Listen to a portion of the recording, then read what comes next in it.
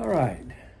I'm going to read Michael Vey, The Prisoner of Cell 25 by Richard Paul Evans, Chapter 1.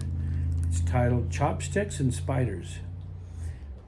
Have you found the last two? The voice on the phone was angry and coarse, like the sound of car tires over broken glass. Not yet, the well-dressed man on the other end of the phone replied. Not yet, but we believe we're close, and they still don't know that we're hunting them. You believe you're close?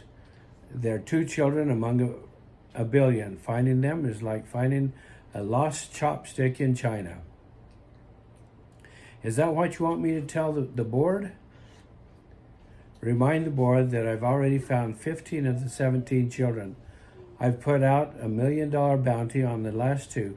We've got spiders crawling the web, and we have a whole team of investigators scanning global records of their whereabouts. It's just a matter of time before we find them, or they step into one of our traps. Time isn't on our side, the voice returned sharply. Those kids are already too old. You know how difficult they are to turn at this age. I know better than anyone, the well-dressed man said, tapping his ruby-capped pen on his desk. But I have my ways, and if they don't turn, there's always cell 25. There was a long pause. Then the voice on the phone replied darkly, yes, there's always cell 25. Want me to read chapter 2? Okay, chapter 2, the beginning. It's not like I was looking for trouble. I didn't have to. At my height, it was just always found me. My name is Michael Vey, and the story I'm about to tell you is strange, very strange. It's my story. If you passed me walking home from school, you probably wouldn't even notice me. That's because I'm just a kid like you. I go to school like you. I get bullied like you. And like you, I live in Idaho. Don't ask me what state Idaho is in.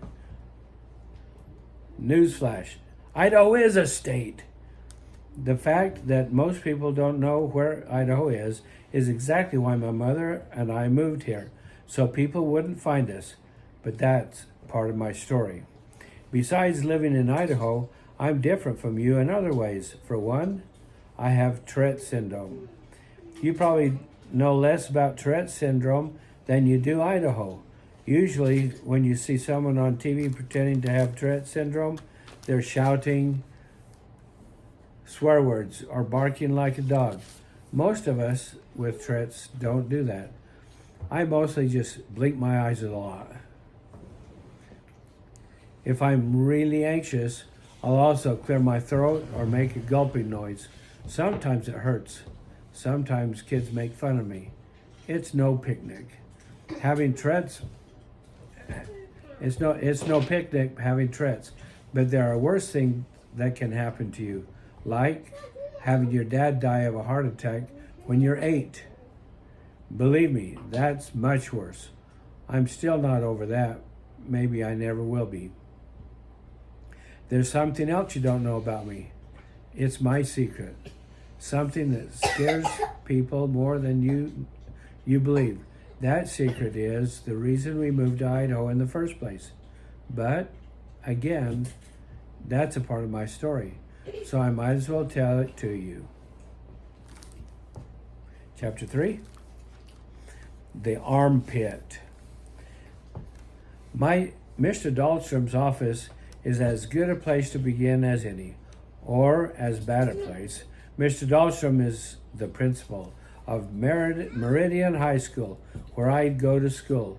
If you ask me, 9th grade is the armpit of life. And there I was in the very stinkiest part of that armpit, the principal's office. I was sitting in Mr. Dahlstrom's office, blinking like crazy.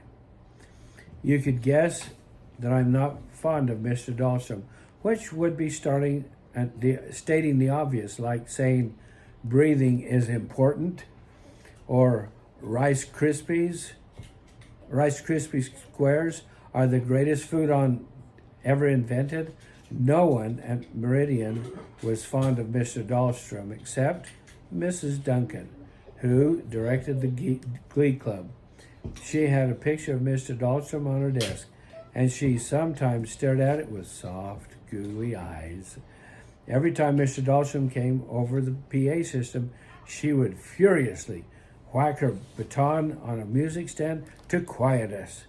Then, after he had said his piece, she would get all red-faced and sweaty and remind us of how lucky we were to be able to be led through the treacherous wilderness of high school by such a manly and steadfast defendant of public education.